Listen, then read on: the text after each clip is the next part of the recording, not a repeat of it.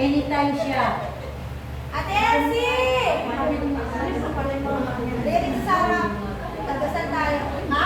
Dito sa harap, magdasal tayo. Mag-pray ka. Huwag ka na! Halika naman! Taxi na! Practice tayo, dali! Ay, Diyos ko. Ate Dali! Ikaw na lang, ate. Ate Teresita. Ano ba naman ito mga takot magdasal? Ikaw na, sige na. Susaan kami. Ay, hindi. Kayo. Si ate Tang na lang. Ikaw na naman, ikaw na. Sa susunod, iba naman Wala si President Senior. Kaya ikaw. Sa susunod si Ate Rosa, wala eh. Nakadasi yung bye! Tara po, start na tayo. Mag-aral lang kayo ng kasala.